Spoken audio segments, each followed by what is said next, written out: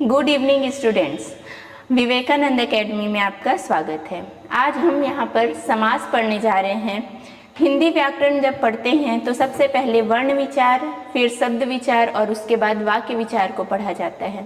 जब हम पढ़ते हैं शब्द विचार को, शब्द विचार, तो शब्द विचार के अंतर्गत हम पढ़ते हैं संधि, समास, उपसर्ग तथा प्रत्यय। ये चार चीजें हैं, संधि, समास, उपसर्ग और प्रत्यय, जिनसे शब्द का निर्माण होता है, शब्द की रचना की जा सकती है। बाकी हम जितना भी पढ़ते हैं, है ना, व्याकरण में और जो कुछ भी पढ़ते हैं उसमें से शब्द का निर्माण नहीं हो सकता। सिर्फ और सिर्फ चार चीजें हैं, संधि, समास, उपसर्ग और प्रत्यय, जिनसे शब्द का निर्माण होता है। और इसी में से एक है समास, जिसको आज हम यहाँ पर पढ़ेंगे। समास के कितने प्रकार होते हैं, क्या क्या इसकी विशेषताएं हैं, आप कैसे याद रख सकते हैं कि कौन से शब्द में कौन सा समास है, ये सारा चीज़ हम पढ़ेंगे। समास की उत्पत्ति कहाँ से हुई, कब से उत्पत्ति इसकी मानी जाती है। तो चलिए आगे बढ़ते हैं और पढ़ते हैं हम समास को।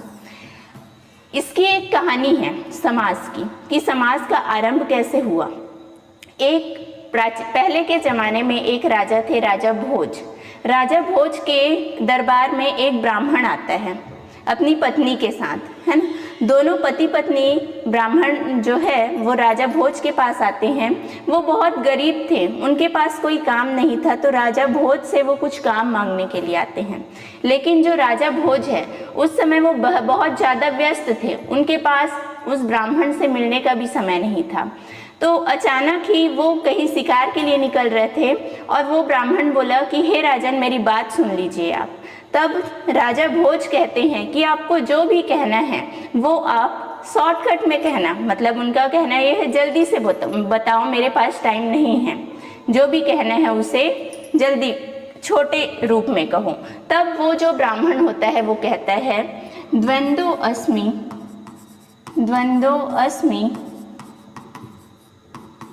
द्विगुरपि च मद्गेहे नित्यं व्ययी भावः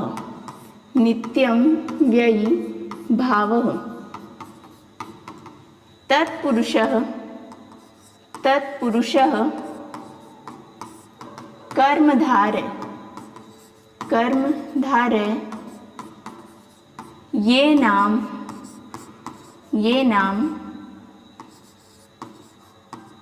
श्याम बहुव्रीहि। ये नाहम श्याम बहुव्रीहि। जब राजा भोज कहते हैं कि हे ब्राह्मण, हे विप्र, है ना, ब्राह्मण को कहा जाता है विप्र, हे विप्र समासेन वद। इसका मतलब ये है, ब्राह्मण से कहते हैं राजा, जो भी कहना है आप उसको शॉर्ट में कहिए। समासेन का मतलब होता है छोटे रूप में कहिए, लघु रूप, है ना। तब वो ब्राह्मण कहता है द्वंद्वो अस्मि द्विगुरपि च मत गेहे नित्यम व्ययी भाव तत्पुरुष कर्मधार्य ये नाहम श्याम बहुव्रीहि। इस श्लोक में आपको छयों के छयों समास का नाम दिखाई दे रहे हैं। वो कहता क्या है, जो ब्राह्मण होता है वो कहता क्या है, ध्यान से सुनेंगे इसमें। द्वंद्वो अस्मि, वो अपनी पत्नी के साथ गया हुआ था वहां पर, तो कहता है हम दो है। द्वंद्वो अस्मि का मतलब है हम दो हैं, पति और पत्नी दोनों हैं। द्विगुरपि च, द्वि मतलब दो, है ना। उसके पास, हमारे पास दो गायें हैं, हम दो है और हमारे पास दो गायें भी हैं। द्वंद्वो अस्मि और द्विगुरपि च। मद्गेहे नित्यम व्ययी भावः। मद्गेहे नित्यम व्ययी भावः का मतलब है हमारे पास व्यय करने के लिए कुछ भी नहीं है, खर्च करने के लिए कुछ भी नहीं है। इसका अगर मैं सामान्य रूप से कहूँ तो इसका मतलब ये है कि हम बहुत ज़्यादा गरीब हैं, हमारे पास कोई भी पैसा नहीं है, खाने पीने की भी कोई चीज़ें नहीं हैं। उसको वह कहता है कि व्यय करने के लिए कुछ भी नहीं है, व्यय का अभाव है, कहता है। तत्पुरुषः, हे महापुरुष, राजन को वो कहता है तत्पुरुष का मतलब हे राजन, कर्मधारय, मुझे कुछ काम दे दीजिए, मुझे कुछ काम दे दीजिए जिससे ये ना हम श्याम बहुव्रीहि, जिससे मैं अपनी जीवन को आसानी से चला सकूं, कुछ धन कमा सकूं। तो ये है आपका ये श्लोक है जिसे ब्राह्मण ने राजा के सामने कहा था, अपनी बहुत बड़ी सी बात को छोटे से रूप में कह दिया था और यहाँ से ही समास का प्रारंभ हो गया था। समास का अर्थ ही होता है कि शॉर्ट में कहना, लघु रूप में कहना, छोटे रूप में कहना, छोटे रूप में कहना। जैसे कि अर्थ देखा जाए इसका, समास जो है दो शब्दों से मिलकर बना हुआ है, सम और आस, सम और आस।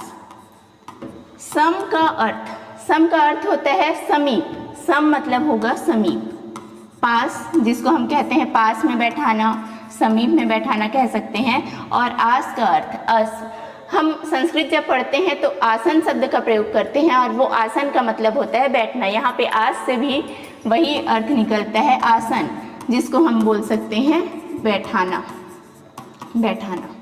ठीक है, समास का अर्थ निकला पास में बैठाना, पास में बैठाना। किसको पास में बैठाया जाएगा? तो जो शब्द आपके पास है, जैसे कि हम दही बड़ा कहते हैं, दही बड़ा सभी खाने की एक वस्तु है जिसको हम कहते हैं दही बड़ा, दही बड़ा। ये शॉर्टकट रूप है, ये छोटा रूप है दही बड़ा। अगर इसका वास्तविक रूप देखा जाए तो होता है दही में डूबा हुआ बड़ा, दही में डूबा हुआ बड़ा। पहले क्या करते हैं, बड़ा को बना लिया जाता है और दही में डुबा दिया जाता है। तो इसका अगर हम देखें सही मायने में तो दही में डूबा हुआ बड़ा होता है अर्थ। लेकिन हमने क्या किया, इसको छोटे रूप में। आजकल का समय ऐसा है कि सबके पास समय का अभाव होता है और हम अपनी बात को शॉर्ट में कहना पसंद करते हैं। तो इस दही में डूबे हुए बड़े को क्या कह दिया गया, दही बड़ा। बीच में जो शब्द आया है उसका लोप हो गया, इसको हटा दिया गया, इसका विलोप कर दिया गया। और प्रथम पद, जो पहला शब्द था, प्रथम शब्द या प्रथम पद कह सकते हैं इसको, और ये जो था द्वितीय पद या उत्तर पद कहा जाता है इसको, द्वितीय पद या फिर उत्तर पद। इन दोनों को पास में ला दिया गया और शब्द बन गया दही बड़ा। ऐसे ही हम देखते हैं रसोई घर, वास्तविक में वो क्या था, रसोई के लिए घर था जिसको हमने कर दिया रसोई घर। विद्यालय, विद्या के लिए आलय, तो उसको विद्यालय बना दिया। तो पहला पद और उत्तर पद, प्रथम पद और उत्तर पद दोनों को पास में लाना, यही समास कहलाता है। समास का विलोम, समास जो है इसका विलोम शब्द होता है व्यास। जो समास है ना, जैसे संधि का संधि विच्छेद होता है वैसे ही समास का विलोम होता है व्यास। समास का विलोम व्यास, व्यास का मतलब हो जाएगा दूर ले जाना और समास का अर्थ हो जाएगा पास में ले जाना। अब हम यहाँ पर देख चुके हैं कि 6 प्रकार के समास है। उस श्लोक में 6 प्रकार के समास का वर्णन हमको मिल गया। अव्ययी भाव समास, द्वंद्व समास, द्विगु समास, कर्मधारय समास, तत्पुरुष समास और बहुव्रीहि समास। लेकिन हम पद की प्रधानता के आधार पर बात करें तो मुख्यतः 4 प्रकार के हमको समास देखने को मिलते हैं। 4 जो समास है वो कौन कौन से हैं, है ना, पद की प्रधानता के आधार पर देखा जाए, जैसे संधि में भी 2 पद होते हैं, समास में भी 2 पद पाए जाते हैं, प्रथम पद और उत्तर पद। यहाँ पर पहला जो है एक अव्ययी भाव समास है जिसका पहला पद प्रधान होता है। अव्ययी भाव समास में प्रथम पद प्रधान माना गया है, इसमें प्रथम पद प्रधान होता है। फिर हम बात करते हैं कि कौन सा ऐसा समास है जिसमें द्वितीय पद प्रधान होता है। तो द्वितीय पद प्रधान वाला समास होता है, 3 समास इसके अंतर्गत आते हैं, तत्पुरुष समास, कर्मधारय समास और द्विगु समास। ऐसा भी समास होता है जिसमें पहला पद भी प्रधान है और दूसरा पद भी प्रधान है, मतलब कि दोनों के दोनों पद प्रधान होते हैं। वो समास है आपका द्वंद्व समास, जिसमें दोनों पद अपना अपना बराबर महत्व रखते हैं, दोनों की प्रधानता होती है। फिर एक बहुव्रीहि समास है जिसमें पहला पद और उत्तर पद इन दोनों को छोड़कर तीसरा पद को प्रधान माना गया है। तीसरे पद की विशेषता होती है जिसको कहा गया बहुव्रीहि समास। अब हम यहाँ पर एक एक इन छयों को, है ना, पद की प्रधानता के आधार पर अगर पूछा जाए तो 4 प्रकार के समास होते हैं, और अगर ऐसे आपको सीधे पूछ दिया जाए कितने प्रकार के समास होते हैं तो आप बोल सकते हो 6 प्रकार के होते हैं। सबसे पहले हम यहाँ पर पढ़ते हैं अव्ययी भाव समास के बारे में। अव्यय, है ना, जब हम शब्द के बारे में पढ़ते हैं तो शब्द में आता है विकारी शब्द और अविकारी शब्द। शब्द के अंतर्गत विकारी और अविकारी शब्दों को पढ़ा जाता है। विकारी शब्द और अविकारी शब्द, विकारी तथा अविकारी। विकारी का अर्थ होता है जिसमें हम परिवर्तन कर सकते हैं। विकारी मीन्स जिसमें परिवर्तन किया जा सके, जिसमें परिवर्तन या बदलाव किया जा सकता है, परिवर्तन या बदलाव हो सकता है। और अविकारी का मतलब होता है जिसमें परिवर्तन नहीं किया जा सकता, जिसे परिवर्तित नहीं किया जा सकता, जिसमें बदलाव नहीं किया जा सकता, उसको हम अविकारी या फिर इसी को अव्यय कहा जाता है। अव्यय, अव्यय का अर्थ क्या निकला? व्यय मतलब खर्च करना, व्यय का अर्थ होता है खर्च, और अ का मतलब होता है नहीं। अ का अर्थ है नहीं, जिसे खर्च नहीं किया जा सकता, जिसमें बदलाव नहीं किया जा सकता, वो कहलाता है अविकारी या फिर अव्यय। तो पहला जो समास है अव्ययी भाव समास है, इसका मतलब ऐसे शब्द जिसमें हम परिवर्तन नहीं कर सकते। काल, कारक, लिंग, वचन, चाहे हम काल में बदलाव करें, कारक में बदलाव करें, स्त्रीलिंग से पुल्लिंग कर ले या फिर एक वचन से बहुवचन कर दे। 4 आधार होते हैं परिवर्तन के। पहला होता है काल, कारक, लिंग और वचन। इन चारों के आधार पर हम बदलाव कर सकते हैं। पर अव्ययी भाव समास वह समास है जिसमें हम काल, कारक, लिंग और वचन के आधार पर कोई भी परिवर्तन नहीं कर सकते। ये सबसे अच्छा ट्रिक है याद रखने का कि कौन सा अव्ययी भाव समास है। तो जिसमें हम बदलाव नहीं कर सकते, ऐसे सारे के सारे शब्द अव्ययी भाव समास के अंतर्गत आते हैं। चलिए, इसमें हमने जान लिया कि पहला पद जो है वो प्रधान होता है।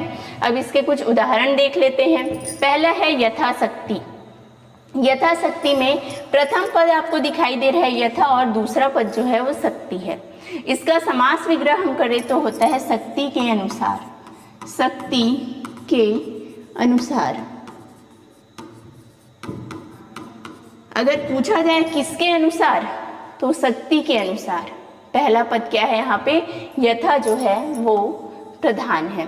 यथा संभव हम लगा सकते हैं, यथा संभव, यथा शक्ति, यथा भक्ति। तो पहला पद जो है यथा, है ना, जिसके अनुसार हम काम कर रहे हैं वो हो जाएगा आपका प्रथम पद प्रधान समास, अव्ययी भाव समास।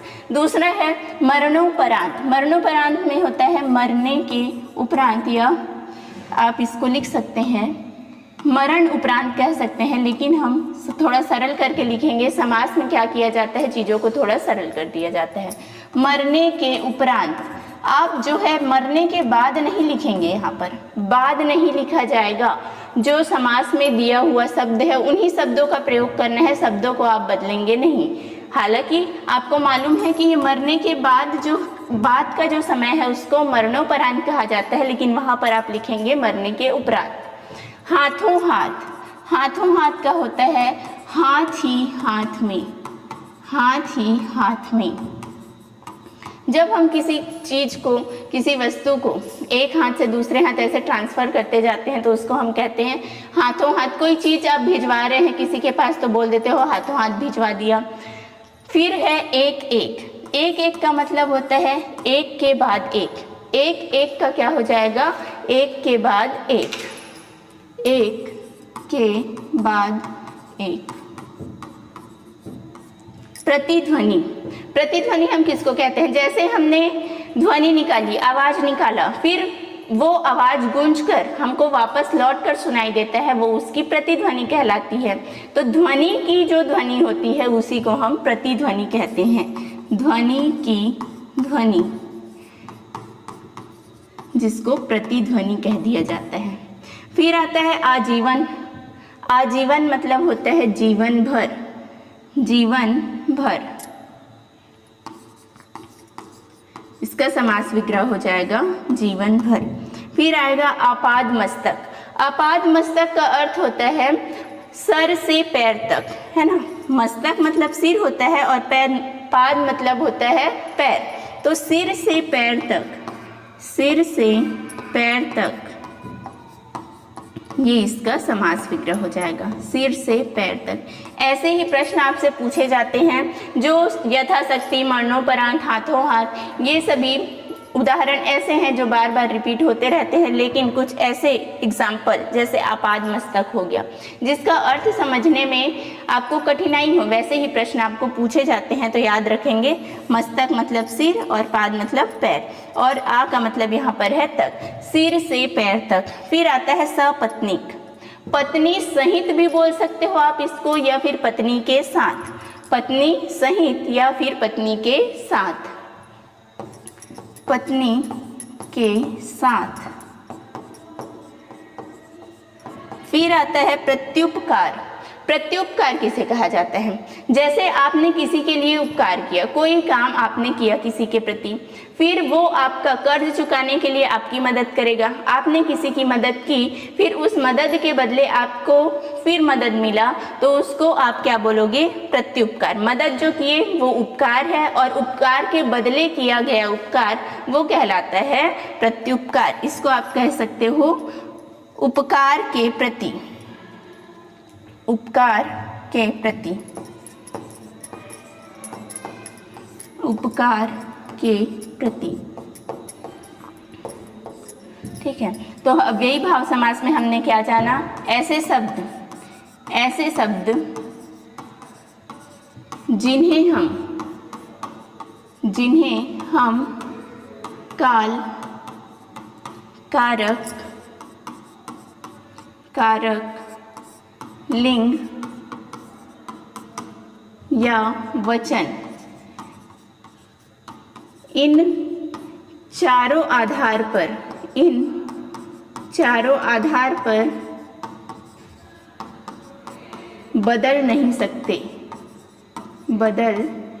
सकते, ये कहलाएगा अव्ययी भाव समास, जिसमें प्रथम पद की प्रधानता होती है, प्रथम पद प्रधान होता है, पहले पद का महत्व होता है। आप बोल सकते हो इसमें पहले पद का महत्व होता है, पहले पद का महत्व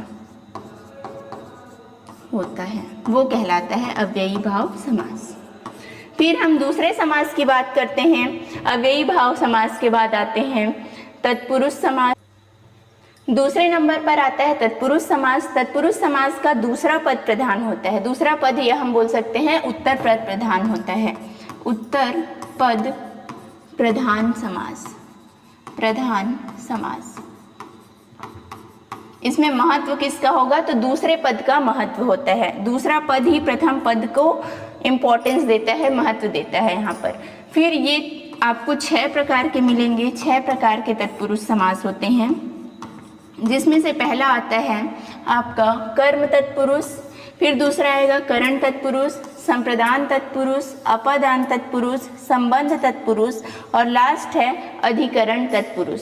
हम जो कारक विभक्ति पढ़ते हैं, 8 कारक विभक्ति पढ़ते हैं, उसमें से पहले और लास्ट वाले को जब हम छोड़ देते हैं तो बीच के जो 6 कारक बचते हैं वही आपके तत्पुरुष समास के अंतर्गत पढ़े जाते हैं। कर्म तत्पुरुष का विभक्ति होता है को, 2 समासिक पदों को, है ना, जो 2 समासिक पद है, पहला पद और उत्तर पद, दोनों को जोड़ने के लिए अगर हम को का प्रयोग करते हैं तो वो होगा कर्म तत्पुरुष। अगर हम 2 पदों को जोड़ने के लिए, 2 समासिक पद को जोड़ने के लिए से या फिर के द्वारा का प्रयोग करते हैं तो वहां पर आपका करण तत्पुरुष आ जाएगा। वैसे ही अगर हम समासिक पदों को जोड़ने के लिए के लिए का प्रयोग करें तो वो संप्रदान तत्पुरुष, से का प्रयोग करें तो अपदान तत्पुरुष, और का, के, की, रा, रे, री, ना, ने, नी, ये सारे विभक्ति आते हैं आपके संबंध तत्पुरुष के। और फिर अधिकरण तत्पुरुष आता है, जिसमें दो पदों को जोड़ने के लिए में या फिर पर का प्रयोग किया जाता है। हम एक एक को यहाँ पे पढ़ते हैं। सबसे पहले पढ़ेंगे कर्म तत्पुरुष। कर्म जो तत्पुरुष होता है इसमें कारक चिन्ह होता है को। कर्म तत्पुरुष का कारक चिन्ह है को, जिसमें व्यक्तिगत, पहला एग्जाम्पल हम देखते हैं व्यक्तिगत। व्यक्तिगत का समास विग्रह हम करेंगे तो समासों के समासिक पद के बीच कौन सा शब्द आएगा? को। व्यक्ति को गत, व्यक्ति को गत, ये हो जाएगा आपका इसका समास विग्रह। संकटापन्न, संकटापन्न इस शब्द का समास विग्रह करेंगे तो ये हो जाएगा संकट को आपन्न, संकट को आपन्न। वैसे ही धरणीधर, ये वाला एग्जाम्पल आपका जो है धरणीधर, धरणीधर, धरणीधर आपका दो समासों के अंतर्गत आता है। जो एक है वो तो आपका आएगा कर्म तत्पुरुष के अंतर्गत, लेकिन अगर ऑप्शन में आपको बहुव्रीहि समास दिया हुआ है तो धरणीधर को आपको बहुव्रीहि समास के अंतर्गत लेना पड़ेगा, क्योंकि धरणीधर का समास विग्रह होगा धरणी को धारण करने वाला। और भगवान श्री कृष्ण ने भी क्या किया था? धरणी को धारण किया था, धरा को धारण किया था। तो अगर तीसरा पद निकल जाए, तीसरा अर्थ कोई निकले तो हम उसको बहुव्रीहि समास के अंतर्गत लेते हैं। बहुव्रीहि समास समासों का राजा कहलाता है। आपने 6 समास पढ़े, 6 समास में सबसे जो मुख्य समास है वो बहुव्रीहि समास होता है। आपको अव्ययी भाव समास, तत्पुरुष समास, कर्मधारय, द्विगु, द्वंद्व सारे का एग्जाम कुछ ना कुछ अपवाद मिलेगा जो बहुव्रीहि समास के अंतर्गत आता है। तो समासों का राजा इसीलिए उसे कहा गया है और सबसे पहले महत्व आपको देना है बहुव्रीहि समास को। ऑप्शन में अगर आया, ऑप्शन में अगर धरणीधर दिया हुआ है और ऑप्शन में आपका कर्म तत्पुरुष भी दिया हुआ है या तत्पुरुष समास दिया हुआ है और उसके साथ बहुव्रीहि भी लिखा हुआ है, तो आप बहुव्रीहि को महत्व दोगे तभी आपका नंबर मिलेगा उसमें, अन्यथा आपका नंबर कट जाएगा। धरणीधर का हो जाएगा धरणी को या धरा को धारण करने वाला, धारण करने वाला। तो इसको आप अपवाद में एक्सेप्शन में रख सकते हैं। अगर बहुव्रीहि नहीं दिया हुआ है तब तत्पुरुष में लेंगे, अन्यथा ये बहुव्रीहि के अंतर्गत आएगा।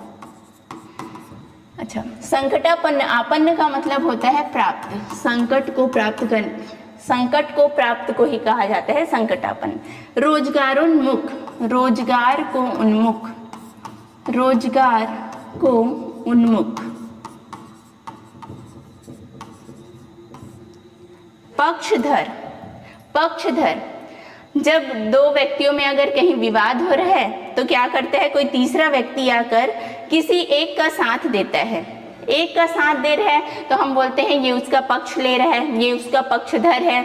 तो वही पक्षधर जो शब्द है वो कर्म तत्पुरुष का उदाहरण है, जिसमें पक्षधर का समास विग्रह हो जाएगा पक्ष को धारण करने वाला, पक्ष को धारण करने वाला, करने वाला। वनागमन, वन को गमन, वनागमन का हो जाएगा, वन में गमन नहीं होगा, यहाँ पर होगा वन को गमन, वन को गमन। अगर आपने वन गमन को वन में गमन कर दिया तो में आपका, में जो है वो दूसरे तत्पुरुष समास के अंतर्गत ही आएगा, लेकिन आपका में जो है अधिकरण तत्पुरुष की विभक्ति है तो वो आपका आंसर गलत हो जाएगा। फिर वन गमन का हो जाएगा वन को गमन। अधिकार प्राप्त, अधिकार प्राप्त का हो जाएगा अधिकार को प्राप्त, अधिकार को प्राप्त। तो ये आपके एग्जाम्पल है कर्म तत्पुरुष के। कर्म तत्पुरुष का आपको विभक्ति चिन्ह याद रखना है, को आएगा इसमें। कर्म तत्पुरुष के बाद दूसरे नंबर पे आता है करण तत्पुरुष। करण तत्पुरुष का विभक्ति जो है वो है से या फिर के द्वारा। से और के द्वारा का प्रयोग, दोनों के प्रयोग में थोड़ा सा अंतर है यहाँ पे। कब आप से का प्रयोग करोगे और कब आपको के द्वारा का प्रयोग करना है, तो याद रखेंगे से का प्रयोग निर्जीव के लिए किया जाता है। जो से का प्रयोग है वो निर्जीव के लिए किया जाएगा। निर्जीव, निर्जीव चीजें हैं, निर्जीव वस्तु है, उसके लिए आप से का प्रयोग करोगे और के द्वारा का प्रयोग किया जाएगा सजीवों के लिए। या अगर कोई भाव आए, कोई भाव आए, कोई ऐसा है, जैसे संज्ञा 3 प्रकार का होता है, एक होता है व्यक्तिवाचक, दूसरा जातिवाचक और तीसरा भाववाचक। तो भाववाचक अगर कोई शब्द आए तो वहाँ पर भी आप से का प्रयोग करोगे। भाव या फिर निर्जीव के लिए से का प्रयोग तथा के द्वारा का प्रयोग सजीवों के लिए होगा। एग्जाम्पल से हम इसको समझते हैं। देखिए, तुलसीकृत, तुलसीकृत का समास विग्रह हो जाएगा तुलसी। एक व्यक्ति है ना, एक व्यक्ति है जिसने पुस्तक लिखी बहुत सारी, तो व्यक्ति सजीव है या निर्जीव है? तो आप कहोगे व्यक्ति तो सजीव है, तो सजीव के साथ हम किसका प्रयोग करेंगे? के द्वारा। तुलसी के द्वारा कृत, तुलसी के द्वारा कृत। कृत मतलब होता है रचना, कृत मतलब रचना, है ना। तुलसी के द्वारा रचित या तुलसी के द्वारा कृत, ये हो जाएगा तुलसी कृत का। फिर आएगा महिमा मंडित। अब ये बताएंगे आप लोग कि महिमा जो है ना, महिमा मंडित कहा गया, तो महिमा जो शब्द है सजीव है या निर्जीव है? सजीव है या निर्जीव है? तो आप देखोगे महिमा एक भाव के रूप में भी प्रयोग हो रहा है ना। महिमा जो है एक भाव के रूप में प्रयोग हो रहा है, तो महिमा मंडित का समास हो जाएगा महिमा से मंडित। महिमा से मंडित, ना ये सजीव है ना ही निर्जीव है, ये एक भाव है, यहाँ पे आ जाएगा महिमा से मंडित। अगला है जलार्द्र। जलाद्र, जल से आर्द्र, जल भी आपका सजीव नहीं है, ये आपका निर्जीव है। ये निर्जीव है तो निर्जीव के साथ प्रयोग होगा से का, जल से आर्द्र। आर्द्र, आर्द्र का मतलब गीला, जो जल से पूरा भीगा हुआ है उसको हम कहते हैं जलाद्र। ठीक है। पत्नी पीड़ित, अब पत्नी तो सजीव है भाई, निर्जीव तो नहीं है। पत्नी क्या है? जीवित है, सजीव है, तो सजीव के साथ हम प्रयोग करेंगे के द्वारा का। पत्नी से पीड़ित ना होकर ये हो जाएगा पत्नी के द्वारा पीड़ित, पत्नी के द्वारा पीड़ित। फिर अगला शब्द आता है वनाच्छादित। वन भी सजीव या निर्जीव? अच्छा बताओ, वन जो है, वृक्ष अगर हम कहें तो वृक्ष तो सजीव के अंतर्गत आएगा, लेकिन वन शब्द का जब प्रयोग किया जाएगा तो वन जो है वो आपका सजीव नहीं होगा, वो हो जाएगा निर्जीव। वृक्ष बोला जाए, पेड़ पौधे, तो वो तो सजीव में आते हैं, लेकिन वन का प्रयोग होता है निर्जीव के रूप में, तो ये हो जाएगा वनों से आच्छादित। वनों से आच्छादित, वनों से आच्छादित। फिर अगला शब्द आता है आपका सुखावृत। सुख जो शब्द है, सुख ये एक भाव है, सुख दुख ये भाव के रूप में प्रयोग किया जाता है, तो सुखावृत का हो जाएगा सुख से आवृत। सुख से आवृत। धनांध, धन, धन भी आपका सजीव नहीं है, धन भी निर्जीव रूप में है, तो धन से अंधा। कभी कभी किसी के पास क्या होता है, बहुत ज़्यादा जब धन आ जाता है, पैसा बहुत ज़्यादा आ जाता है, तो लोग बहुत स्वार्थी हो जाते हैं, दूसरों से उनको कोई मतलब नहीं है, तब लोग कहते हैं कि ये धन में अंधा हो चुका है, वही कहलाता है धनांध। धन से अंधा। कोई प्रेमांध होता है, प्रेम में अंधा हो जाता है, कोई मोहांध होता है, मोहांध शब्द जो है वो भी आपका करण तत्पुरुष के अंतर्गत आएगा। मोह से अंधा, प्रेम से अंधा, धनांध धन से आ जाएगा। तत्पुरुष समास चाहे कोई सा भी तत्पुरुष हो, सभी में आपका दूसरा पद प्रधान होगा।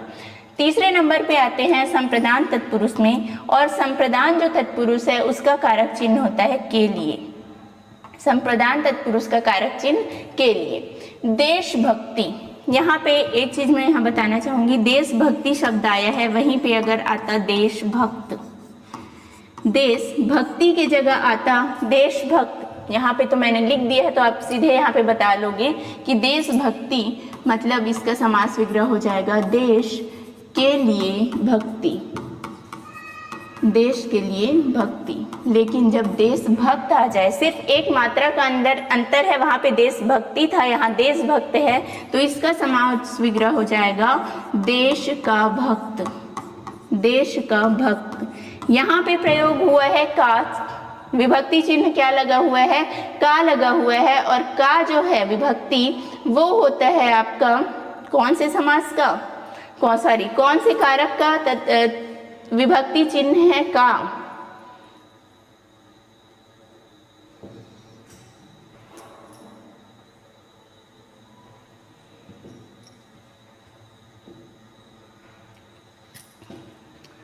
आंसर बताएंगे। का जो है कौन सा विभक्ति है, कौन से कारक का के की। अभी मैंने बताया कुछ समय पहले, का के की रा रे री ना ने नी, ये आपका संबंध के अंतर्गत आता है, संबंध को दर्शाने वाला है। किसका भक्त है, तो आप बोलोगे देश का भक्त है, देशभक्त, राजभक्त, है ना।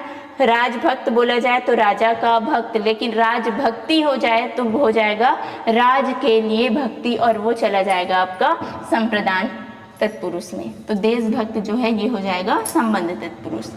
सभा भवन, सभा के लिए भवन, सभा के लिए भवन। फिर आता है आपका काकबली, काकबली, काक बोला जाता है कौवे को, काक शब्द का प्रयोग कौवे के लिए होता है। आपने देखा होगा कि पितृपक्ष में कुछ अन्न जल जो है पहले कौवे के लिए निकाला जाता है, जिसको श्राद्ध तर्पण कहा जाता है। तो वो कौवे के लिए जो दिया जाता है उसको क्या बोला जाता है, काक बलि, मतलब काक के लिए बलि। किसके लिए दिया जा रहा है, वो कौवे के लिए, तो काक के लिए बलि कहा जाएगा इसको। फिर आते हैं यात्रा भत्ता।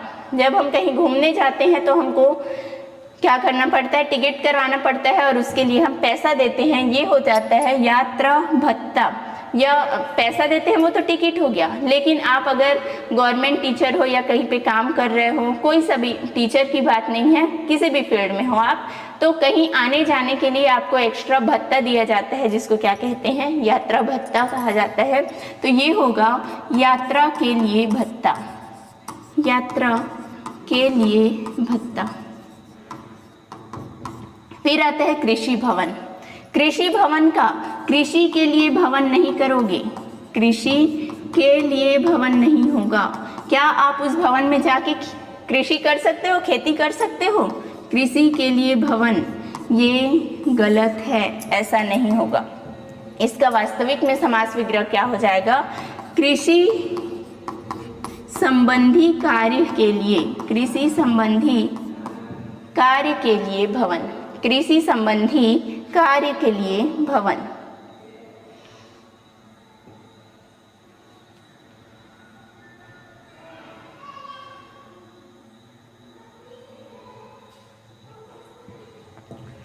कृषि संबंधी कार्य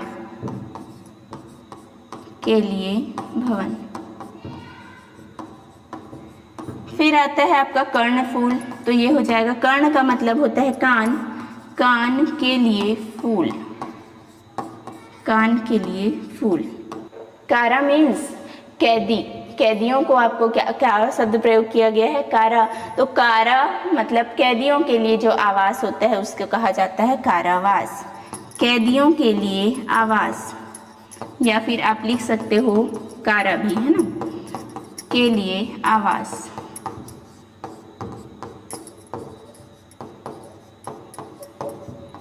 आवास।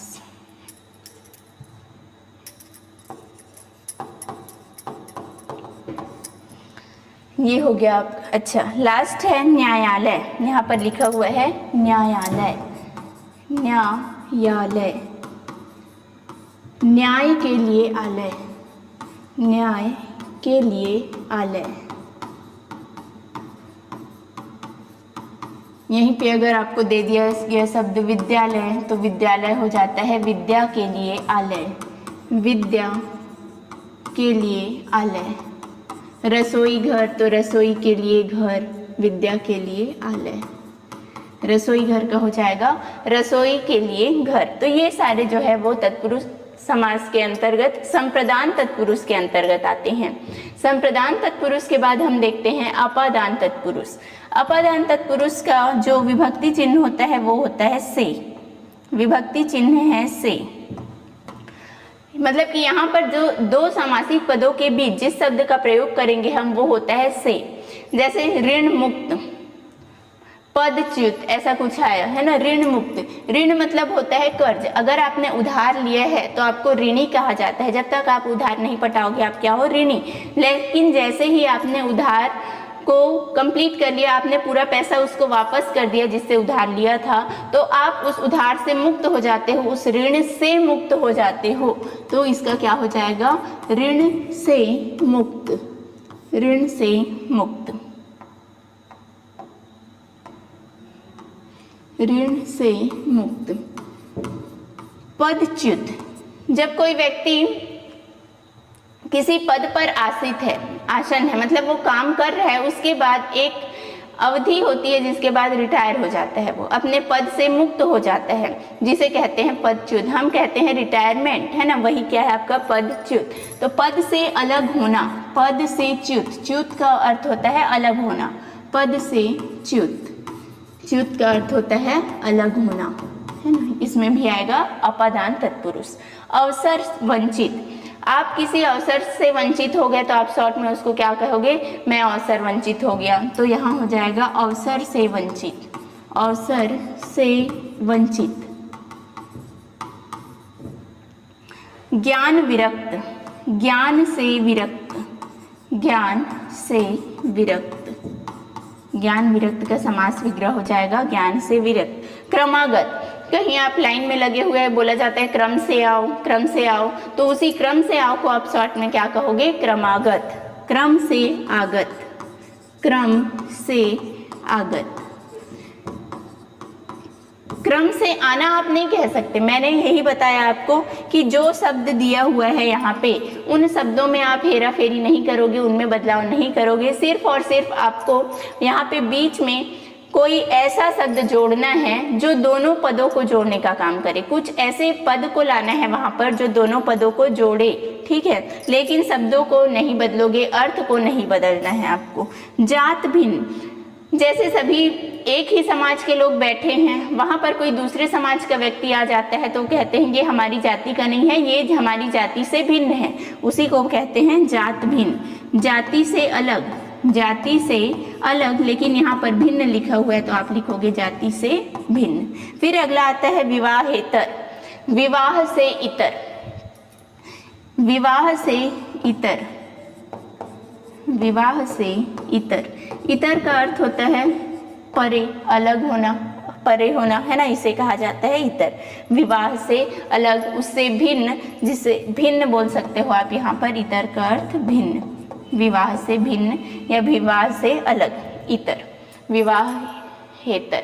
अपादान तत्पुरुष के बाद हमारा आता है संबंध तत्पुरुष, जो दो पदों के बीच संबंध को दर्शाता है, दो पदों के मध्य जो संबंध होता है उसके बारे में बताता है, और कारक का प्रयोग किया जाता है का, के या फिर की का।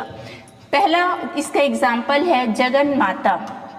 जगन माता जो है इसका समास विग्रह हो जाएगा जगत की माता, जगन माता का समास विग्रह हो जाएगा जगत की माता, जगत की माता। फिर आता है जलधारा, कहाँ पे का लगाना है, कहाँ पे की लगाना है, तो इसके लिए आपको वचन का ध्यान होना चाहिए, लिंग का पता होना चाहिए कि स्त्रीलिंग है या पुल्लिंग है। स्त्रीलिंग के साथ की और पुल्लिंग के साथ का शब्द का प्रयोग होता है, तो जल की धारा यहाँ पे की का प्रयोग होगा क्योंकि जल जो धारा जो है वो स्त्रीलिंग है, तो ये हो जाएगा जल की धारा। गृह स्वामी, गृह का स्वामी, गृह स्वामी का समास विग्रह होगा गृह का स्वामी, जो घर का मालिक होता है उसको हम कहते हैं गृह स्वामी। इसके जगह अगर आपको लिखा हुआ था गृह स्वामिनी, गृह स्वामिनी, तो आप कहते हैं गृह की स्वामिनी, गृह की स्वामिनी, घर की मालकिन, घर की मालकिन को कहा जाता है गृह स्वामिनी। फिर अगला आता है ग्रामोत्थान। ग्रामोत्थान, ग्रामोत्थान का आपका हो जाएगा ग्राम का उत्थान, जो गांव है कोई उसका विकास करना, तो ये कहलाता है ग्रामोत्थान, ग्राम का उत्थान। ग्रामोत्थान के बाद अगला जो है वो है प्राणाहुति। प्राणाहुति, अपने प्राण की बलि, अपना जान दे देना, ये कहलाता है प्राणाहुति। प्राण की आहुति, प्राण की आहुति, अपना प्राण त्याग देना किसी के लिए, अपने प्राण की बलि दे देना, जान दे देना, ये कहलाएगा प्राणाहुति और समास विग्रह हो जाएगा प्राण की आहुति। मृत्युदंड, अगर कोई व्यक्ति कोई ऐसा कृत्य करे, कोई ऐसा काम करे जिसमें उसे सजा के रूप में मृत्युदंड मिला है, मृत्युदंड दे दिया गया है ना, मतलब सजा क्या है उसका, मृत्युदंड, जान से उसको मार दिया जाएगा, तो ये क्या कहलाता है, मृत्यु का दंड, मृत्यु का दंड, इसका समास विग्रह हो जाएगा मृत्यु का दंड। विद्यादान, स्कूल में या कहीं पर भी आप जब किसी को पढ़ाते हो तो आप क्या कर रहे हो, विद्या का दान कर रहे हो, तो विद्यादान का समास विग्रह हो जाएगा विद्या का दान, विद्या का दान। फिर अगला आता है पुष्पांजलि। अंजलि का अर्थ होता है समूह, पुष्पांजलि, पुष्पों की अंजलि, जो फूल है फूलों का समूह, ये कहलाएगा पुष्पांजलि। पुष्पों का समूह होता है, लेकिन यहाँ पर अंजलि लिखा हुआ है तो आप लिखोगे अंजलि ही, पुष्पों की अंजलि, और अंजलि का अर्थ होता है समूह, बहुत सारे फूल एक साथ है, आप वो गुच्छे के रूप में हो सकता है, गुलदस्ते के रूप में, चाहे वो माला के रूप में हो सकता है, हार के रूप में, तो वो पुष्पांजलि ही कहलाएगा, पुष्पों की अंजलि। ये सारे हैं संबंध तत्पुरुष के उदाहरण। संबंध तत्पुरुष के बाद आपका आता है अधिकरण तत्पुरुष। संबंध के बाद आएगा अधिकरण। अधिकरण का समास जो कारक चिन्ह होता है वो होता है आपका में या फिर पर। में या पर जो है वो अधिकरण कारक की कारक विभक्ति है।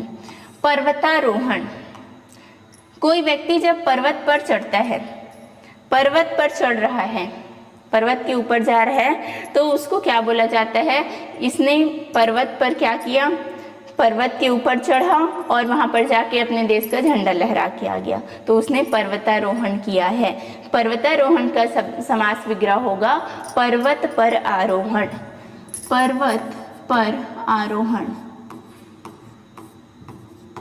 आरोहण। पर का इस्तेमाल इसलिए किया गया है यहाँ पर का प्रयोग, क्योंकि पर्वत में अगर करे तो में का अर्थ हो जाता है अंदर और पर का मतलब होता है ऊपर। अब आरोहण जब किया गया है, झंडा लहराया गया है, तो वो कहाँ पर लहराया जाएगा, पर्वत के ऊपर लहराया जाएगा, तो हम प्रयोग करते हैं पर का। स्वकेंद्रित, स्वकेंद्रित, अब स्वयं पर नहीं लिखेंगे यहाँ पर, स्वयं के लिए जब प्रयोग हो रहा है तो ये हो जाएगा में का प्रयोग नहीं करेंगे, इसमें भी क्या आएगा, स्वयं पर केंद्रित, स्वयं पर केंद्रित का ही प्रयोग करेंगे, स्वयं में नहीं होगा, किसी अंदर के लिए नहीं प्रयोग कर रहे हैं, वो अपने बारे में ही कह रहा है लेकिन अंदर के रूप में नहीं है, तो आप लिखोगे स्वयं पर केंद्रित, स्वयं पर केंद्रित। फिर अगला है विचारमग्न। आप किसी चीज के बारे में सोच रहे हो, विचार कर रहे हो, डूबे हुए हो किसी ख्याल में, तो उसको बोला जाता है वो विचार में मग्न है, विचार में लीन है, तो ये हो जाएगा विचार में मग्न। विचार मग्न का विचार में मग्न। फिर अगला शब्द है कवि श्रेष्ठ। बहुत सारे कवि हैं, कोई हो सकता है सम्मेलन हो रहा हो, कोई कंपटीशन हो रहा है, तो उसमें से किसी एक को आप क्या कहते हो कि ये जो था वो मुझे बहुत अच्छा लगा, उसको आप श्रेष्ठ मानने लगते हो, ये बहुत अच्छा था। तो किसी ना किसी के लिए कोई एक जो है वो प्रिय हो जाता है, बहुत अच्छा काम करता है वो, तो वो श्रेष्ठ जो है बहुत सारे कवियों में श्रेष्ठ है। किसी एक को आप क्या बोल रहे हो, कवि श्रेष्ठ या कवि पुंगव भी आप इसको कह सकते हो, तो समास विग्रह ही हो जाएगा इसका कवियों में श्रेष्ठ, कवियों में श्रेष्ठ। इसके जगह आपका कवि पुंगव भी हो सकता है, पुंगव का मतलब भी वही होता है जो श्रेष्ठ हो, कवि पुंगव, कवियों में पुंगव, कवियों में पुंगव। ऐसे ही शब्द है कवि शिरोमणि, ये भी हो जाता है कवियों में शिरोमणि। कवियों में जो सबसे ऊंचा स्थान रखता है उसको कहा जाता है कवि शिरोमणि, कवियों में शिरोमणि। फिर अगला शब्द है कर्तव्यनिष्ठ। कर्तव्यनिष्ठ उसको कहा जाता है जो अपने कर्तव्यों का पालन अच्छे से करता है, अपनी कर्तव्य में खुद निष्ठा रखता है, उसको कर्तव्यनिष्ठ कहा जाता है। यहाँ पर जब समास करेंगे तो पद में आएगा शब्द में आएगा निष्ठ, लेकिन समास विग्रह जब करेंगे इसका तो निष्ठा आएगा, क्योंकि निष्ठ का कोई अर्थ नहीं निकलता, अर्थ होता है निष्ठा का। तो यहाँ पर हो जाएगा समास विग्रह कर्तव्य में निष्ठा, कर्तव्य में निष्ठा। ठीक, आगे चलते हैं। तो यहाँ पर अधिकरण तत्पुरुष के बाद हमारा आता है अगला समास कर्मधारय समास, और कर्मधारय समास में भी इसका दूसरा पद ही प्रधान होता है। एक तो तत्पुरुष समास है जिसमें दूसरा पद प्रधान होता है, और दूसरे नंबर पे आता है हमारा कर्मधारय समास, और तीसरा आता है द्विगु समास जिसका दूसरा पद प्रधान होता है। कर्मधारय समास का भी दूसरा पद प्रधान होता है।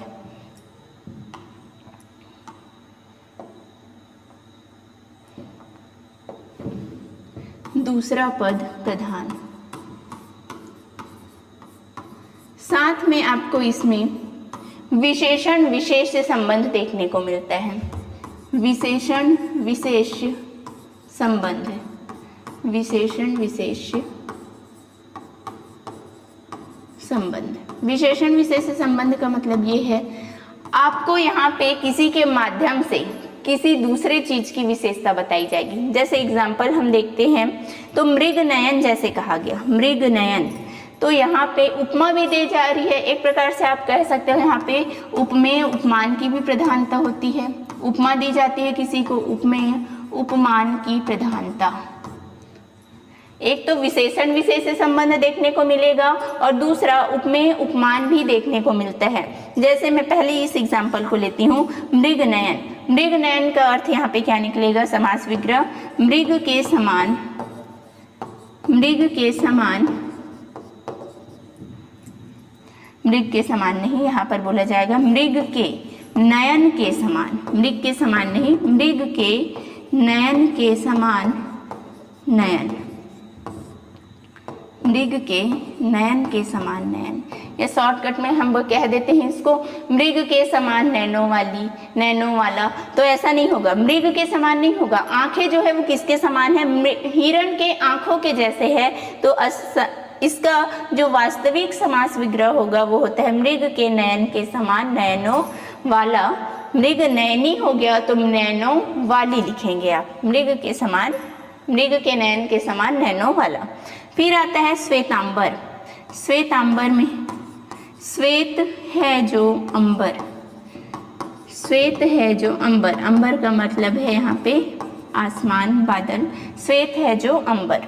महानदी, महारानी है ना, महानदी, महान है जो नदी ये नहीं कहेंगे आप। यहाँ पे स्त्रीलिंग और पुल्लिंग का ध्यान रखना है। नदी जो है वो स्त्रीलिंग है। जैसे रानी जो है, अगर यहाँ पर रहता महाराजा, एक उदाहरण लिख रही हूँ मैं, महाराजा, तो इसका आप समास विग्रह करेंगे महान है जो राजा, महान है जो राजा।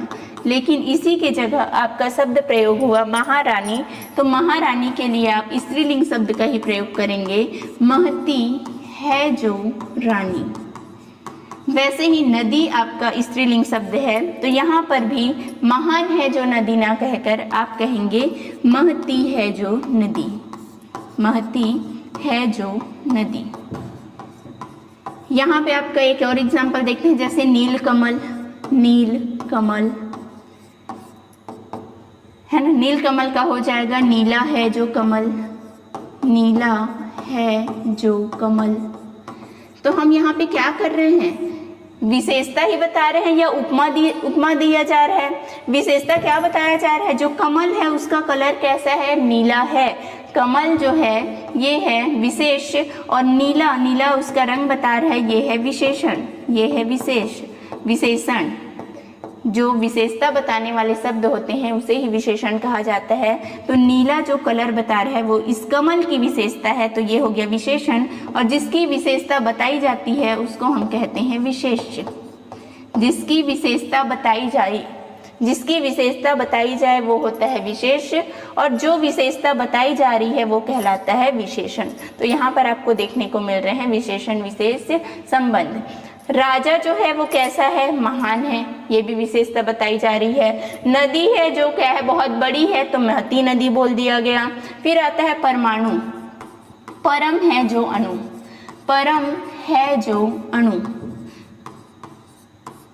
फिर आएगा सुपुत्र, सुपुत्र, कुपुत्र, है ना। सुपुत्र किसको कहा जाता है? पुत्र मतलब होता है बेटा और सु मतलब अच्छा, अच्छा है जो पुत्र, अच्छा है जो पुत्र।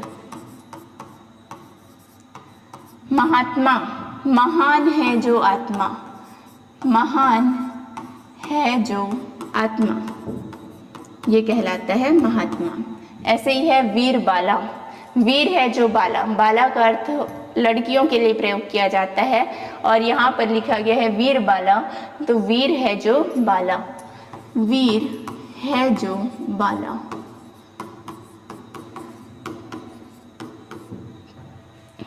वीर है जो बाला। तो ये सारे उदाहरण आपके कर्मधारय समास है। कर्मधारय समास में क्या विशेषता है? आप तो एक तो विशेषण विशेष से संबंध देखने को मिलेगा या फिर उपमा दी जाती है, उपमेय उपमान की प्रधानता होती है।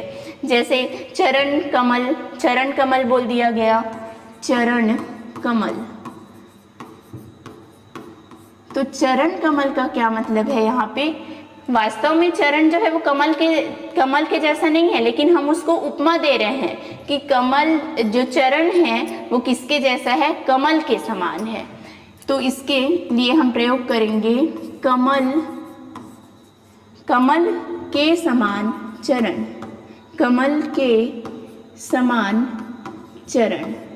या फिर आप के समान के जगह कमल रूपी का भी प्रयोग कर सकते हैं।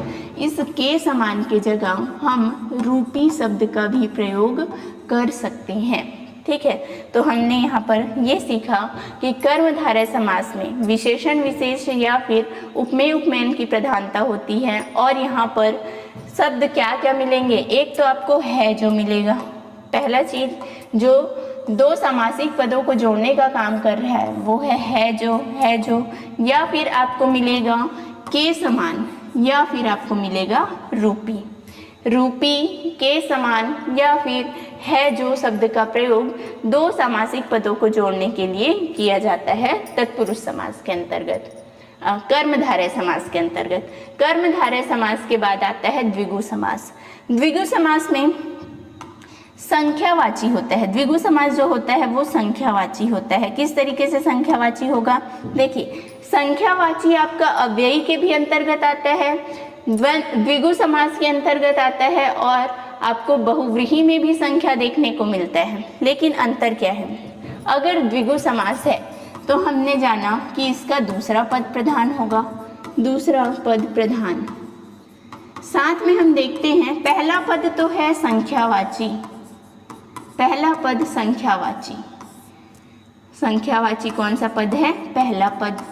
और जो दूसरा पद होगा वो होता है संज्ञा, दूसरा पद होता है संज्ञा। तभी हमारा जो समास होगा वो होगा द्विगु समास। लेकिन अगर आपको कहीं पर मिल जाए पहला पद संख्या, पहला पद संख्या प्लस दूसरा पद भी संख्या मिल जाए, दूसरा पद भी संख्यावाची मिल जाए, तो यहाँ पर आपका होता है अव्ययी भाव समास, अव्ययी भाव समास। जैसे हमने उदाहरण पढ़ा था एक एक, एक एक, दो दो, तीन तीन, चार चार, जो है संख्या है और संख्या ही रिपीट हो रही है। पहला पद भी संख्यावाची है, दूसरा पद भी संख्यावाची है और उसी पद का, उसी संख्या का दोहराव हो रहा है। उसी संख्या का दोहराव अगर हुआ तो वो होता है अव्ययी भाव समास। एक के बाद एक, हमने पहले एग्जाम्पल देख लिया है, एक के बाद एक, ये किसका एग्जाम्पल है? आपका अव्ययी भाव समास का। और आपको ये मिलेगा बहुव्रीहि समास के अंतर्गत भी मिल जाएगा। जैसे मैंने लिखा त्रिभुवन, लिखा त्रिभुवन, त्रिभुवन, पहला पद तो है संख्या और दूसरा पद है भुवन, मतलब भवन से संबंधित है, ये हो गया संज्ञा। तब ये आएगा आपका द्विगु समास के अंतर्गत। पर मैंने लिख लिया त्रिफला, मैंने शब्द लिखा त्रिफला। त्रिफला हो जाता है तीन फलों का समूह। पहला पद तो संज्ञा है, लेकिन दूसरा पद जो है, पहला पद संख्यावाची है और दूसरा पद फल जो है वो संज्ञा ही है। लेकिन त्रिफला जो है 3 फलों का चूर्ण होता है। आंवला, हर्रा और बहेड़ा 3 फल हैं जिसको मिलाकर ही त्रिफला बनाया जाता है। तो वो आपका एक स्पेशल किसी चीज़ को इंडिकेट कर रहा है। अब किसी भी 3 फलों को लेकर त्रिफला चूर्ण नहीं बना सकते, तो ये चला जाता है बहुव्रीहि समास के अंतर्गत। 3 फलों का जो चूर्ण है वो क्या कहलाता है? त्रिफला। आंवला, हर्रा और बहेड़ा का ही होता है, तो ये बहुव्रीहि के अंतर्गत आएगा। लेकिन अगर आपको संख्या मिले, पहला पद भी संख्या और दूसरा पद, पहला पद संख्या और दूसरा पद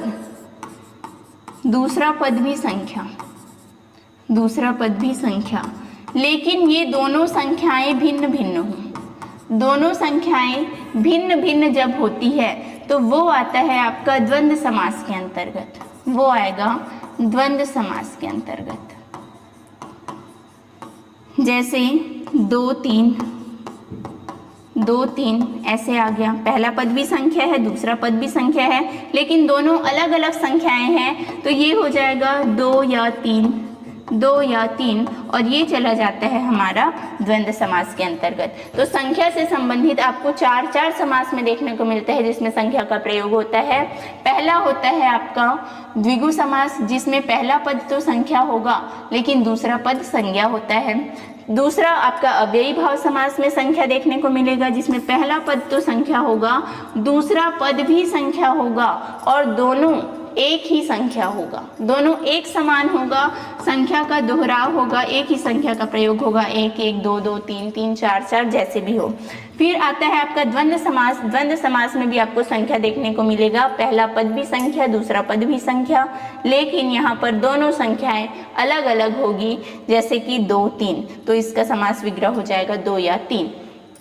बहुव्रीहि के अंतर्गत भी संख्या आएगा, जैसे कि मैंने बताया त्रिफला, या फिर पंजाब जो है, पंजाब का समास विग्रह करेंगे तो पंच आबों का समूह, आब कहा जाता है नदियों को, 5 नदियों का समूह जहाँ पर है वो कहलाता है हमारा पंजाब। और पंजाब एक राज्य विशेष का नाम है, इसलिए हम उसको रखते हैं बहुव्रीहि समास के अंतर्गत।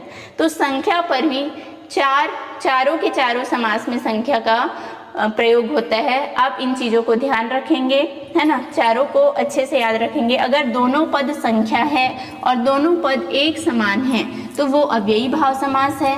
दोनों पद ही संख्या है लेकिन दोनों अलग अलग संख्याएं हैं तो द्वंद्व समास होगा। दोनों संख्या है, पहला पद संख्या है, दूसरा पद संज्ञा है तो द्विगु समास, और संख्यावाची होते हुए भी अगर तीसरे पद की प्रधानता हो तो वो बहुव्रीहि समास के अंतर्गत आता है। चलिए इसके कुछ उदाहरण देख लेते हैं हम, जिसमें पहला आता है चवन्नी, 4 आनों का समूह। आज के समय में तो चवन्नी का प्रचलन खत्म हो चुका है। पहले जब आप छोटे रहे होंगे तो 4 आना, 8 आना, 12 आना, 16 आना, इन सब शब्दों का प्रयोग हुआ। और सिक्के भी चलते थे 25 पैसे के, 50 पैसे के, तो 25 पैसे का जो सिक्का होता है उसे ही चवन्नी कहा जाता है। जब 4 चवन्नी को जोड़ेंगे तो 16 आना बनता है, मतलब 1 रुपया बनता है। चवन्नी ये होता है 4 आनों का समूह, 4 आनों का समूह। चवन्नी का समास विग्रह यहाँ पे आपका हो जाएगा 4 आनों का समूह। पहला पद है संख्यावाची और दूसरा है संज्ञा। सप्ताह, एक सप्ताह में 7 दिन होते हैं और दिन को कहा जाता है अहन। अहन का प्रयोग भी दिन के लिए किया जाता है और सप्ताह को हम कहेंगे 7 अहनों का समूह। 7 अहनों का समूह, अहन का मतलब होता है दिन, 7 दिनों का समूह। फिर अगला एग्जाम्पल है त्रिभुवन। 3 भवनों का समूह, 3 भवनों का समूह ये कहलाता है त्रिभुवन, 3 भवनों का समूह। अगला एग्जाम्पल इसी में आता है शताब्दी। शत का अर्थ होता है 100, शत मतलब होता है 100 और अब्दी मतलब होता है वर्ष। 100 वर्षों का समूह या 100 अवधियों का समूह, शताब्दियों या वर्षों का समूह, ये कहलाता है शताब्दी। अष्ट सिद्धि, 8 सिद्धियों का समूह, 8 सिद्धियों का समूह, 8 सिद्धियों का समूह कहलाता है अष्ट सिद्धि। फिर अगला एग्जाम्पल आता है दोपहर। दिन में 4 पहर होते हैं, जब 2 पहर हो जाए, पहला पहर और दूसरा पहर, तो हम उसको कहते हैं जैसे ही 12 बजता है ना, 24 घंटे का समय होता है, जिसमें से आप देखोगे तो दिन को, सिर्फ दिन को आप 4 पहरों में डिवाइड करोगे। प्रथम पहर, द्वितीय पहर, तृतीय पहर और चतुर्थ पहर। 2 पहर के बीच जाने के समय को ही क्या कहते हैं? दोपहर। 2 पहर, पहला पहर और दूसरा पहर, उसको क्या कहेंगे? हम सीधा दोपहर बोल देते हैं। तो 2 पहरों का समूह क्या कहलाएगा? दोपहर। 2 पहरों का समूह, 2 पहरों का समूह, ये कहलाता है दोपहर। ठीक है, ये हो गया आपका द्विगु समास, जो कि पहला पद संख्यावाची और दूसरा संज्ञा होता है। द्विगु समास के बाद अगला आता है द्वंद्व समास। द्वंद्व समास में दोनों ही पद की प्रधानता को बताया गया है। पहला पद भी प्रधान होगा और दूसरा पद भी प्रधान होता है, लेकिन इसमें आपको 3 द्वंद्व समास के अंतर्गत 3 प्रकार के द्वंद्व समास मिलते हैं। पहला होता है इतरेतर द्वंद्व, दूसरा होता है वैकल्पिक और तीसरा होता है समाहार द्वंद्व। इतरेतर द्वंद्व, वैकल्पिक द्वंद्व और समाहार द्वंद्व। इतरेतर द्वंद्व में देखो, इसमें पहला चीज तो हम जान लिए कि इसमें क्या होगा? दोनों पद की प्रधानता होती है, दोनों पद की प्रधानता। दोनों पद अपने आप को मुख्य समझते हैं, ना मैं कम ना तुम। वो बोलता है, एक बोलता है मैं कम नहीं हूँ तुमसे, दूसरा भी बोलता है मैं भी तुमसे कम नहीं हूँ। दोनों में एकदम बराबरी का टक्कर होता है, तब इसको हम कहते हैं द्वंद्व समास। जब द्वंद्व मतलब होता है झगड़ा, द्वेष, है ना, और झगड़ा जब होता है किन्हीं 2 व्यक्तियों में, तो दोनों एक दूसरे को कम नहीं, अपने आप को कम नहीं समझते, वो अपने आप को ज़्यादा ही समझेंगे कि मैं तुमसे अच्छा हूँ, मैं तुमसे अच्छा हूँ। तो जब दोनों के बीच बराबरी का मामला हो तो उसके अंतर्गत आता है, द्वंद्व समास के अंतर्गत वो आता है। इसमें पहला है इतरेतर द्वंद्व, दूसरा है वैकल्पिक और तीसरा समाहार। तीनों में क्या अंतर है? देखिए, इतरेतर द्वंद्व, इतरेतर द्वंद्व में 2 समासिक पदों के बीच हम और या फिर तथा का प्रयोग करते हैं। इतरेतर द्वंद्व में और या तथा का प्रयोग होगा। वहीं पे वैकल्पिक द्वंद्व जब होता है, विकल्प मतलब दोनों में से किसी एक को चुनना, तब हम प्रयोग करते हैं या फिर अथवा, या फिर अथवा का प्रयोग करते हैं। और समाहार द्वंद्व जो होता है उसमें आदि या इत्यादि का प्रयोग होता है, आदि या फिर इत्यादि।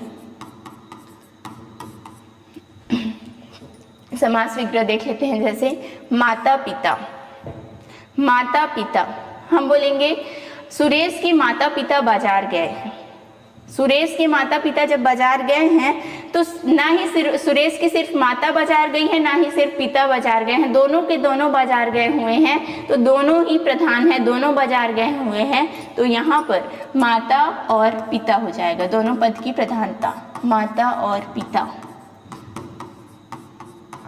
फिर आता है भाई बहन।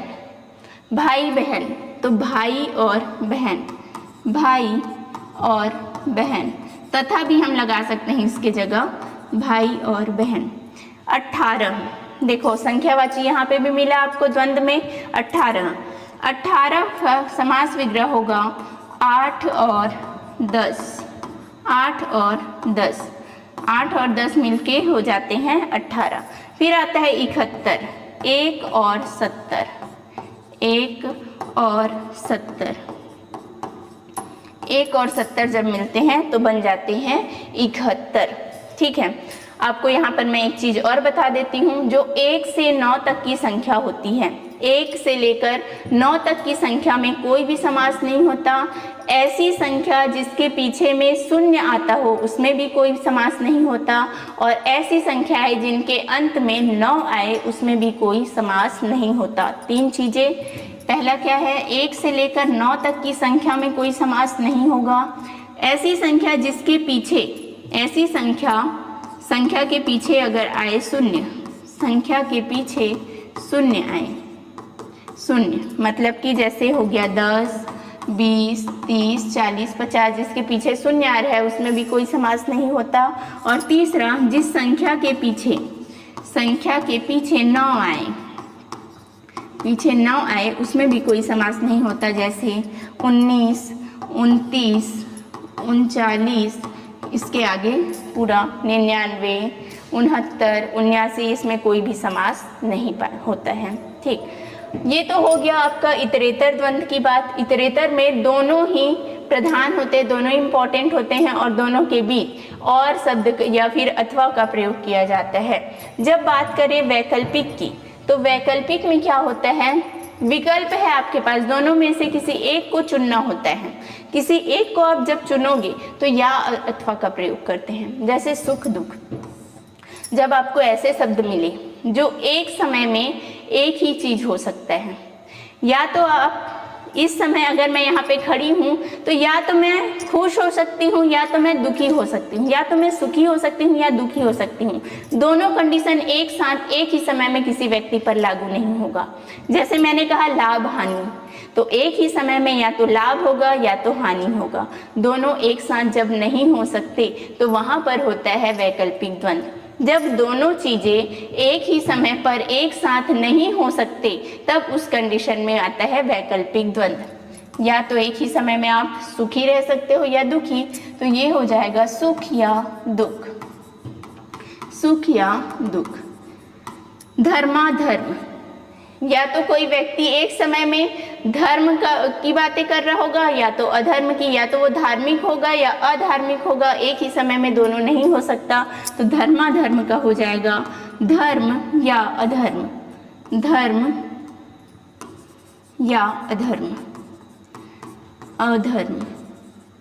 फिर अगला आता है दिन रात। जब दिन रहेगा तो रात नहीं होगी और रात रहेगा तो दिन नहीं हो सकता। दोनों में से कोई एक ही चीज एक बार में हो सकता है, तो ये हो जाएगा दिन या रात, दिन या रात, या दिन अथवा रात। फिर अगला आता है जीवन मरण, तो इसका होगा जीवन या मरण, जीवन अथवा मरण। और अगला एग्जाम्पल है लाभ हानि, तो इसका हो जाएगा लाभ या हानि, लाभ या हानि। इसके बाद अगला जो समास है द्वंद्व समास का, वो है समाहार द्वंद्व। समाहार द्वंद्व जो है इसमें दो के अलावा दो से अधिक चीजों के लिए दो शब्दों का ही प्रयोग करते हैं। जैसे हमने बोला पानी वानी, बाल बच्चे, रुपया पैसा, आटा दाल, है ना। कोई व्यक्ति अगर कभी घर से बाहर निकले, घर में उसको सारी सुख सुविधाएं मिल रही है और वो बहुत आलसी हो चुका है, कोई काम धाम नहीं करता, तो उसके माता पिता कहेंगे घर से बाहर निकल के देखो, आटे दाल का भाव पता चल जाएगा। तो वो सिर्फ वहाँ पे कहने का ये मतलब नहीं होता कि आटा कितने रुपए किलो है और दाल कितने रुपए किलो है ये जानेगा। वो जीवन जीने की शैली के बारे में बात कर रहे हैं, है ना, जीवन जीने की शैली के बारे में बात कर रहा है। तो यहाँ दोनों के अलावा तीसरा और, है ना, पूरे राशन की बात भी हो सकती है। वहाँ पे सारी चीजों का, सब्जियों का, जितना भी राशन सामान है सबका भाव उसको पता चल जाएगा। लेकिन प्रयोग किया जाता है सिर्फ आटा और दाल। तो हम इसका जब समास विग्रह करेंगे तो ये होगा आटा दाल आदि, आटा दाल आदि, आटा दाल आदि। रुपया पैसा, तो ये हो जाएगा, इसके साथ रुपया पैसा के साथ आपकी ज्वेलरी हो सकती है, कोई संपत्ति हो सकती है, सभी के लिए हम प्रयोग करते हैं सिर्फ रुपया और पैसे का। रुपया पैसा आदि या इत्यादि दोनों आप प्रयोग कर सकते हैं, आदि या फिर इत्यादि। फिर चलते हैं बाल बच्चे, तो बाल बच्चे आदि, बाल बच्चे आदि। जब कोई आपके घर में मेहमान आते हैं तो आप बोलते हो चाय वाय लोगे, चाय वाय, तो चाय का तो मतलब है, लेकिन वाय का अर्थ क्या है? वाय जो है वो सार्थक शब्द नहीं है, वो निरर्थक शब्द है। अब वाय की जगह आप बिस्किट ला सकते हो, मिक्सचर ला सकते हो, कुछ भी दे सकते हो उसको। चाय तो दोगे ही, चाय के साथ आप जो भी चीजें दे रहे हो उसके लिए वाय का प्रयोग कर सकते हो और वो कुछ भी हो सकता है। तो यहाँ पर पानी, वानी, चाय, वाय ये सब जो है वो समाहार द्वंद के अंतर्गत आएगा। पानी, वानी आदि, पानी, वानी आदि। आप बोलते हो मक्खी मच्छर, दरवाजा बंद कर दो मक्खी मच्छर आ जाएंगे, तो सिर्फ क्या मक्खी और मच्छर अंदर आएंगे? नहीं, मक्खी मच्छर के अंदर अलावा भी बहुत सारे छोटे छोटे कीड़े मकोड़े हैं, वो भी अंदर आ सकते हैं। लेकिन आप बोलते हो मक्खी मच्छर अंदर आ जाएंगे, तो मक्खी मच्छर आदि अंदर आ जाएंगे, इसलिए आप दरवाजे को बंद कर दो। तो ये है आपका समाहार द्वंद, जिसमें दो से ज्यादा पद का प्रयोग करने से बचने के लिए आप सिर्फ दो पदों का प्रयोग करते हो, समाहार द्वंद कहलाता है। ये आपके तीनों प्रकार हो गए। द्वंद के बाद सबसे लास्ट में आता है अंतिम बहुव्रीहि, और बहुव्रीहि जो है वो समासों का राजा है। सबसे ज्यादा इम्पोर्टेंट जो समास है वो है आपका बहुव्रीहि समास। बहुव्रीहि समास में दोनों पदों के अलावा तीसरा पद प्रधान होता है। दोनों पद ही प्रधान नहीं होते, दोनों के अलावा तीसरे पद, अन्य पद की प्रधानता होती है। अन्य पद की प्रधानता,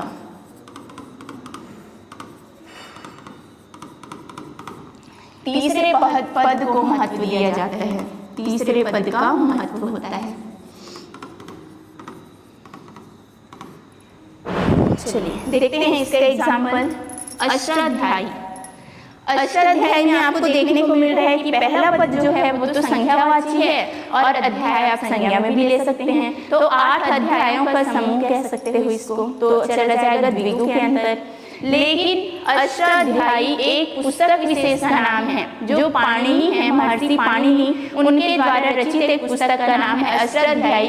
इसीलिए हम अष्टाध्यायी को बहुव्रीहि समास के अंतर्गत रखते हैं, क्योंकि उसका तीसरा अर्थ क्या निकल रहा है, वो एक पुस्तक विशेष का नाम है। ठीक है, अष्टाध्यायी 8 अध्यायों वाली पुस्तक, 8 अध्यायों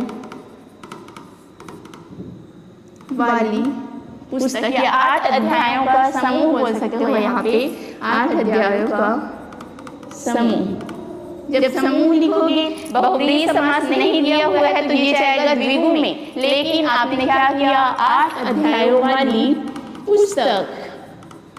और फिर तीसरा अर्थ क्या निकला इसका, एक पुस्तक विशेष है जो किसके द्वारा रचित है, पाणिनि के द्वारा रचित पुस्तक है, तो ये चला जाएगा बहुव्रीहि समास में। दूसरा है सतसई। सत का मतलब है 700, 700 है ना, 700 श्लोक या दोहों वाली पुस्तक, 700 दोहे या फिर श्लोक वाली पुस्तक का नाम है सतसई। ये भी एक पुस्तक विशेष है, इसलिए बहुव्रीहि समास के अंतर्गत आता है। 700 दोहे वाली पुस्तक। छत्तीसगढ़, 36 गढ़ों का समूह। कितने गढ़ हैं यहाँ पे, 36 गढ़ों का समूह। लेकिन छत्तीसगढ़ जो है एक राज्य विशेष का नाम है। एक तीसरा अर्थ इसका निकल रहा है कि ये एक राज्य है, तब भी ये बहुव्रीहि के अंतर्गत आएगा। चतुर्भुज, 4 हैं भुजाएं जिसकी, भगवान विष्णु जो है उनकी 4 भुजाएं हैं, जिसको चतुर्भुज कहा जाता है। 4 है भुजाएं जिसकी, और इसका तीसरा अर्थ निकलेगा भगवान विष्णु। ऐसे ही अगर हम कह दे पंचानन, षडानन, षडानन है ना, षडानन में हो जाएगा हमारा भगवान जो कार्तिकेय है, गणेश जी के बड़े भाई है ना, उनको षडानन कहा जाता है। उनके 6 मुख होते हैं, 6 सिर है। आनन का मतलब होता है सिर, और जिनके 6 सिर है वो है षडानन, कार्तिकेय है ना। पंचानन, पंचानन 5 है आनन जिसके, 5 है आनन जिसके, 5 है आनन, आनन का मतलब होता है सिर। ये है भगवान शिव शंकर, सिर जिसके। दशानन कहा गया तो 10 है आनन जिसके, फिर आ जाता है वहाँ पे रावण का नाम, लंका का राजा रावण। त्रिफला, देखो ये आ गया त्रिफला, 3 फलों का चूर्ण, त्रिफला 3 फलों का समूह, का समूह लिख दिए आप और बहुव्रीहि समास नहीं है तो किस में जाएगा, द्विगु में चला जाएगा। लेकिन अगर आपके ऑप्शन में बहुव्रीहि समास दिया है तो सबसे ऊंचा पद है बहुव्रीहि समास का और आप आंसर में लोगे बहुव्रीहि समास। 3 फलों का समूह या फिर जो चूर्ण है वो 3 फलों का है। कौन कौन सा, आंवला, हर्रा और बहेड़ा। आंवला, हर्रा और तीसरा है बहेड़ा। इन तीनों का जो चूर्ण है वो कहलाता है त्रिफला। फिर है वीणा पाणी। पाणी का अर्थ होता है हाथ। पाणी मतलब हाथ होता है। जब विवाह होता है उस समय एक संस्कार होता है जिसको पाणी ग्रहण संस्कार कहा जाता है। पाणी ग्रहण में क्या किया जाता है, वर के हाथ में कन्या का हाथ दिया जाता है जिसे पाणी ग्रहण करना कहते हैं। तो पाणी हाथ दे देना है ना, ग्रहण करना। लड़का जो है वो हाथ को ग्रहण करता है, उसके हाथ बस को नहीं, पूरी उस कन्या को ही ग्रहण कर लेते हैं। वीणा पाणी, तो वीणा है हाथ में जिसके, वीणा है हाथ में जिसके।